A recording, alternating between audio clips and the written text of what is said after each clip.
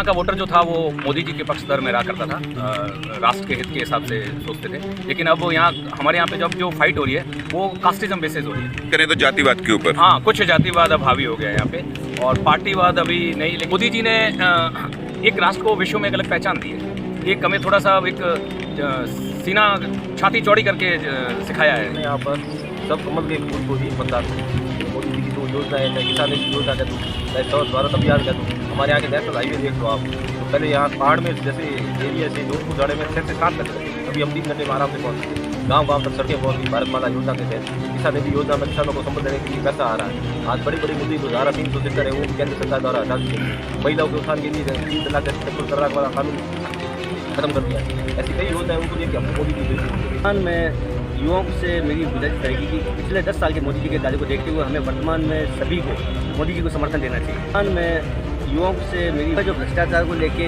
आतंक था वो भ्रष्टाचार मुक्त भारत की ओर अग्रसर हो रहा है। जहाँ हम लोग देखें तो पिछले कुछ समय से हमारे राजस्थान के अंदर पेपर लीक प्रकरण जो था बहुत ही ज़्यादा बढ़ गया था। बेरोजगार युवाओं की संख्या में बहुत ज़्यादा बढ़ोतरी हुई, तो मोदी जी ने उसके ऊपर लगाम लगाने के लिए काफ़ी प्रयास किए। और वर्तमान में 2024 और बीते 10 सालों के मोदी जी के कार्यों को देखें तो हमारा समर्थन वर्तमान सरकार को नहीं जाएगा। वर्तमान में 2024 जब यूक्रेन से डॉक्टर निकले थे युद्ध के समय, पाकिस्तान के लोग वहाँ के पब्लिक और डॉक्टर निकले थे, तब वो भारत का झंडा लेके थे। इससे बढ़िया विदेश नीति नहीं हो सकती कहीं। यहाँ पिछली बार कांग्रेस की गवर्नमेंट, तब यहाँ की जनता ने एक नारा दिया था कि मोदी से बैर नहीं, वसुंधरा तेरी खैर। आज उसको वसुंधरा को उन्होंने साइड में करके और भजनलाल जैसे एक नॉर्मल से आदमी को मुख्यमंत्री बना दिया राजस्थान का। उसके अलावा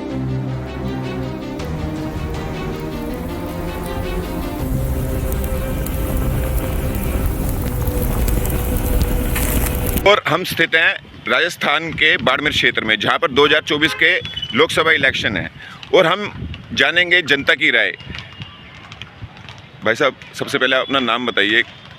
और जी, मेरा नाम यशोवर्धन है शांडिल्य, मैं बाड़मेर से बिलोंग करता हूँ और विश्व के सबसे बड़े लोकसभा क्षेत्र से वोटर का अधिकार मिला है मुझे और मैं यहीं का हूँ। और बताइए। 2024 के जो इलेक्शन होने वाले हैं, त्रिकोणीय श्रृंखला यहाँ पर बन रही है और सुनने में आ रहा है 26 साल के नवयुवक हैं रविंद्र भाटी जी, सामने आपके चौधरी जी हैं बीजेपी से जी, और साथ में कांग्रेस भी सुना है टक्कर देने वाली है इस बार। तो क्या कहेंगे इसके ऊपर? जी, पहले यहाँ का वोटर जो था वो मोदी जी के पक्षधर में रहा करता था, राष्ट्र के हित के हिसाब से सोचते थे। लेकिन अब यहाँ हमारे यहाँ पे जब जो फाइट हो रही है वो कास्टिज्म बेसिस हो रही है। मतलब एक कास्ट के और कास्ट के दरमियान हो रही है। बात करें तो जातिवाद के ऊपर, हाँ, कुछ जातिवाद अब हावी हो गया है यहाँ पे और पार्टीवाद अभी नहीं। लेकिन मैं पर्सनली मेरे अपना पर्सनल व्यू है, मेरा अपना पर्सनल एक सोच है, मैं मोदी जी को सपोर्ट करता हूँ। ओके, मेरे लिए सारे कैंडिडेट बराबर हैं और मेरे ही सब परिवार की तरह है, बट मैं व्यक्तिगत राय से मैं मोदी जी को सपोर्ट। क्यों क्या कुछ किया है मोदी जी ने जो आप उनको समर्थन दे रहे हैं? मोदी जी ने एक राष्ट्र को विश्व में एक अलग पहचान दी है। एक हमें थोड़ा सा एक सीना छाती चौड़ी करके सिखाया है। एक चेहरा हमारा जो ऊपर भाव रहता है वो थोड़ा बड़ा मजबूत रहता है और विश्व में आज हमारी पहचान तो अपने लेवल पे बनी है। और मोदी जी की ये जो विदेश नीति है, जो हमारे जो विदेशी प्रवासी कोई हमारा कहीं ना कहीं किसी न किसी कारणवश, चाहे यूक्रेन युद्ध में फंस गए हो, चाहे हमारे नौसैनिक हो, उन सबको वापस राष्ट्र में जीवंत लाना, ये एक बहुत बड़ी उपलब्धि होती है किसी प्रधानमंत्री के लिए। तो मैं उसकी उन विदेश नीति और उससे मैं बहुत प्रभावित हूँ। बाकी अब हमारी कंट्री, आज सेंसेक्स भी आप देख रहे हो 75,000 से ऊपर है, आज शेयर मार्केट भी ऊपर है। तो हम लोग ज़रूर गरीबी रेखा से ऊपर उठ ही रहे हैं। और हमारे ज़्यादातर आप चाहे ग्रामीण हो, कहीं भी देखो, उनके पास अपना सेल फोन होता है, अपना एक टीवी होता है, जो आधुनिक भौतिक सुविधा नहीं कह सकता कि अभी हम लोग गरीबी की तरफ जा रहे हैं। हम लोग थोड़ी विकास की तरफ जा रहे हैं। तो आपका तात्पर्य क्या है, इस बार कौन आने वाला है, कौन किसकी होगी जीत यहाँ पर बाड़मेर क्षेत्र अभी में? इसके बारे में तो कहना बहुत मुश्किल है, क्योंकि जब जहाँ फाइट्स कास्टिज्म पे आ जाती है तो वहाँ जो मार्शल कॉम्स होती है, जिनके वोटर्स ज़्यादा होते हैं, वो डिसाइड करते हैं। और मेरा वोट इतना इफेक्ट नहीं करेगा इस कास्टिज्म वाली फाइट में। फिर भी आपका समर्थन फिर भी किसको जाने वाला है? मेरा समर्थन, मैं शुरू से मैं अपने सोच से बीजेपी माइंडेड व्यक्तित्व हूँ। लेकिन अब हो सकता है यहाँ के कोई प्रभाव, मेरे मित्रगण, कोई मेरे पे ऐसा हो जाए तो हो सकता है मेरी भी विचारधाराएं बदले, लेकिन कह नहीं सकते।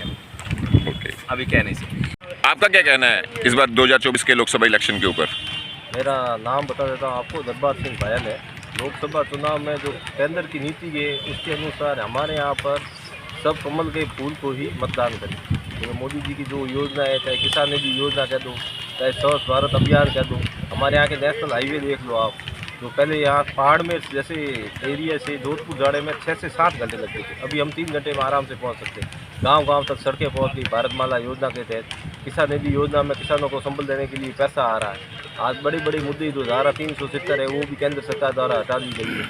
महिलाओं के उत्थान के लिए 3 तलाक जैसे ट्रिपल तलाक वाला कानून खत्म कर दिया है। ऐसी कई योजनाएं उनको देख के हम तो मोदी जी को ही वोट देंगे। तो मोदी जी का कहना है कि भ्रष्टाचारी भगाओ और भ्रष्टाचार मुक्त होना चाहिए भारत, तो इसके ऊपर कुछ बोलिए। भ्रष्टाचार मुक्त होना, भ्रष्टाचार तो बहुत पुराने टाइम से चला आ रहा है, अब उसको ख़त्म करना तो धीरे धीरे संभव हो पाएगा। अगर कैशलेस कंट्री होगी तो वो भी भविष्य में हो सकता है। जैसे डिजिटल इंडिया के तहत अब काफ़ी अमाउंट कैशलेस हो गया है। अगर यही सभी में कर दे और नोटबंदी जैसे नोट पूरे ख़त्म कर दे तो अपने आप भ्रष्टाचार खत्म हो सकता है। तो इस बार आपका समर्थन किसको जाने वाला मेरा है? समर्थन हमेशा से कमल को ही, फूल को ही रहा है। बीजेपी को ही मतदान किया है, बीजेपी को ही मतदान करेंगे। जी भाई साहब, अपना नाम बताइए और 2024 के इलेक्शन के अंदर कुछ चर्चा कर लेते हैं आपसे। मैं एडवोकेट मनीष शर्मा, बाड़मेर जिला पश्चिमी राजस्थान का अपने आप में बहुत ही बड़ा संसदीय क्षेत्र से ताल्लुकात रखता है। वर्तमान में युवाओं से मेरी गुजारिश रहेगी कि पिछले 10 साल के मोदी जी के कार्यों को देखते हुए हमें वर्तमान में सभी को मोदी जी को समर्थन देना चाहिए। स्वच्छ भारत के अभियान के साथ उनका जो कार्य शुरू हुआ वो आज काफ़ी आगे बढ़ चुका है और उन्होंने स्वच्छ भारत अभियान के तहत देश के आम युवा, महिला और हर व्यक्ति तक सारे जो कानून थे उनके आम आदमी तक पहुंच में बना दिए। लोगों में जो भ्रष्टाचार को लेके आतंक था वो भ्रष्टाचार मुक्त भारत की ओर अग्रसर हो रहा है। जहां हम लोग देखें तो पिछले कुछ समय से हमारे राजस्थान के अंदर पेपर लीक प्रकरण जो था बहुत ही ज़्यादा बढ़ गया था। बेरोज़गार युवाओं की संख्या में बहुत ज़्यादा बढ़ोतरी हुई, तो मोदी जी ने उसके ऊपर लगाम लगाने के लिए काफ़ी प्रयास किए और अब एक पेपर लीक प्रकरण और उनके सरगना में भय व्याप्त हो गया है और इसकी सबसे ज़्यादा खुशी बेरोज़गार युवाओं में है। और मुझे उम्मीद है कि आने वाला 2024 का चुनाव सशक्त भारत की ओर एक बढ़ता हुआ कदम होगा और सारे युवा जो मोदी जी की सोच थी युवाओं को आगे लाओ, तो वो सोच साकार होगी। युवाओं को मोदी जी ने जो अवसर दिया है वो अवसर युवाओं के लिए बनाने में 2024 में कारगर होगा। आपका समर्थन किसको जाने वाला है पूर्ण रूप से? वर्तमान में 2024 और विगत 10 सालों के मोदी जी के कार्यों को देखें तो हमारा समर्थन वर्तमान सरकार को ही जाएगा कि आप जैसा देख रहे हो उसी के साथ चलो तो अच्छा काम और इससे अच्छा बेहतर काम आपको मिलेगा। क्योंकि पिछले 50 साल को हम देख चुके हैं और 10 साल के कामों को भी हम देख चुके हैं। तो 10 साल का काम और 50 साल के काम के औसत को अगर हम देखें तो 10 साल के अंदर संपूर्ण देश के अंदर जो विकास हुआ है और इसके साथ मोदी जी का एक अभियान कि देश की सीमाओं को संरक्षण करने का जो इन्होंने जिम्मा उठाया था वो जिम्मा इन्होंने पूरा किया। अब सैनिकों के साथ में इनका जो अभियान चला, एक सैनिक एक राय, जिसमें अब उनको ये सोचने की आवश्यकता नहीं है कि हमें ऊपर से किसी आदेश की प्रतीक्षा करनी पड़ेगी। सैनिकों को जो इन्होंने पूर्ण रूप से छूट दे रखी है वो देश की सीमाओं को संरक्षण प्रदान करता है। चारण हमें बताएंगे कि क्या माहौल है यहाँ पर, चुनावी माहौल बताएंगे हमारे को, क्या कुछ? बाड़मेर, जैसलमेर और बालोतरा पूरा भाजपा और मोदी के पक्ष में है। मोदी की विदेश नीति का जवाब मैं इस चीज़ से देना चाहता हूँ कि जब यूक्रेन से डॉक्टर निकले थे युद्ध के समय, पाकिस्तान के लोग, वहाँ के पब्लिक और डॉक्टर निकले थे, तब वो भारत का झंडा लेके निकले थे। इससे बढ़िया विदेश नीति नहीं हो सकती कि युद्ध रुक जाता है 2 देशों के बीच में, भारत के लोगों को निकलने के लिए, वहाँ से डॉक्टर यहाँ पढ़ने वाले हैं, जो भी मजदूर हैं उनके। दूसरा एक बड़ा मुद्दा ये था कि यहाँ पिछली बार कांग्रेस की गवर्नमेंट थी, तब यहाँ की जनता ने एक नारा दिया था कि मोदी तुझसे बैर नहीं, वसुंधरा तेरी खैर नहीं। आज उसको वसुंधरा को उन्होंने साइड में करके और भजनलाल जैसे एक नॉर्मल से आदमी को मुख्यमंत्री बना दिया राजस्थान का। उसके अलावा मोदी की मंगल ग्रह पे यान उतारना, 90% जो भी विदेशों से हथियार वगैरह जो भी खरीद रहे हैं उसमें सबसे बड़ी चीज़ वो ये कह रहे हैं कि 90% अगर आप इंडिया में उसको डेवलप करते हो, ठीक है आपसे हमने 100 जहाज़ खरीदे हैं 20 आप दे दो, बाकी 80 आपको हिंदुस्तान में तैयार करने पड़ेंगे। अगर वो हिंदुस्तान में तैयार करते हैं तो टेक्नोलॉजी वगैरह भी बढ़ जाएगी, कई चीज़ें हैं जो हिंदुस्तानियों को सीखने के लिए मिलेगी। वैसे हथियार वैसी टेक्नोलॉजी अपन भी तैयार कर सकते हैं। एक सेमीकंडक्टर करके चिप आती है। जब मोदी जी किसी दौरे पे गए तो लगा कि उन्होंने देखा काफ़ी कारें खड़ी थी, तो उन्होंने कहा ये क्या है, तो लोग वहाँ के इंजीनियरों ने बताया कि एक सेमीकंडक्टर चिप आती है जो ताइवान और चाइना में बनती है और कहीं नहीं बनती। तो मोदी जी ने कहा कि इतनी छोटी चीज़ के लिए हमारे को विदेशों पर निर्भर रहना पड़ता है, तो उन्होंने मेक इन इंडिया करके एक प्रोग्राम शुरू किया।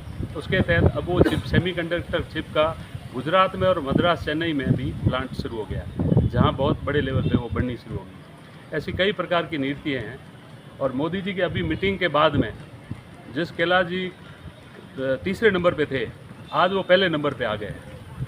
मोदी जी की एक जो यहाँ जवाब दे के गए हैं कि आप जब घर जाओ तो माताओं बहनों से कहना कि मोदी जी आए थे और राम राम दिया है। ये इतना बढ़िया प्रचलन में आया है कि घर बैठे हुए बुजुर्ग भी ये कहते हैं कि वो जब यहाँ आया और हमारे को याद करके गया, उसका बहुत बढ़िया इफेक्ट बाड़मेर, जैसलमेर, बालोतरा में देखने को मिला है। यहाँ एक युवा लड़का है जो ये कहता है कि मैं दौड़ में हूँ, वो आज तीसरे नंबर पे आया है। तो उसका सबसे बड़ा कारण है कि वो माताओं और बहनों को जो कह के गए हैं कि उनको कहना, जो यहाँ नहीं आ सकी मातृशक्ति या बुजुर्ग लोग, तो उनको मैं मेरी तरफ से आप राम राम, जय माता दी या जो भी क्षेत्रीय भाषा में जो वर्ड कहा जाता है वो आप उनको मेरी तरफ से ज़रूर देना। सबसे संकल्प दिला के गए हैं कि मेरी ये बात आपको आम जनता तक पहुँचानी पड़ेगी। कहा जा रहा है इस बार मुकाबला कड़ा है, त्रिकोणीय श्रृंखला है। इस बार कांग्रेस भी मजबूत स्थिति में नज़र आ रही है। विपक्षी पार्टी में अगर आप कहें तो निर्दलीय लड़ रहे हैं रविंदर सिंह भाटी, उनके साथ भी जन समर्थन बहुत है, जन से लाभ देखने को उमड़ रहा है उनको। तो क्या कहना चाहेंगे कि मोदी जी का इस बार फिर दोबारा मोदी सरकार 100% बनेगी और 400 प्लस सीटों का जो विज़न है उस आंकड़े को लगभग ये छुएंगे। लेकिन ये युवा लड़का खड़ा है, इसको जाति और लड़की अगर किसी को हीरो मान लेती है तो वो उनके दिमाग में बैठ जाता है। ये लड़का है, कल का युवा है, 4 लोगों के दिमाग में बैठ गया। लेकिन मोदी की रैली होने के बाद उनको पता चला कि आदर्श देश को लेकर चलना चाहिए, आदर्श विचारधारा को लेकर चलना चाहिए। जो मोदी जी के काम है उसके आगे ये कहीं नहीं टिकता है। नॉर्मल एक निर्दलीय जीता हुआ है, वहाँ 3 महीने पहले वो एक कसम लेता है रामचरितमानस को लेके, और आज अपनी लालसा बढ़ाने के लिए एक बड़े पद पे आके और यहाँ खड़ा होने की और अपनी खुद को आगे बढ़ाने की सोचता है, ना कि जनता को। तो जनता पढ़ी लिखी है, समझदार है। और रही उम्मीद आराम की, तो वो आरएलपी से आए हैं। आरएलपी में वो हरीश के सामने खड़े हुए थे, तो दोनों की विचारधाराएं अभी तक इतनी सेट नहीं हो पाई है कि वो, और बायतू के अलावा उम्मीद आराम जी को कोई न जानता है, न ही उनके जीतने के कोई चांस है। ठीक है, जाट लॉबी है जो उनको एक अच्छे खासे वोट दे सकती है, लेकिन दूसरी किसी भी कम्युनिटी में उनका कोई न तो प्रभाव है, न ही उनका कोई इतना बड़ा कार्य है जिससे कि वो कैलाश जी जैसे केंद्रीय कृषि मंत्री रह चुके हैं, उनके सामने अगर वो कहीं टिकते हैं। तो आपका समर्थन किसको जाने वाला है इस बार? हमारा समर्थन देश हित में है और मोदी जी के लिए है। पिछली बार भी हमने कहा था और इस बार भी हम कह रहे हैं कि बस मोदी जी ही को वोट देते हैं। हमने कैलाश जी को वोट नहीं दिया था पिछली बार भी हमने मोदी जी को वोट दिया था, इस बार भी हम मोदी जी को वोट दे रहे हैं।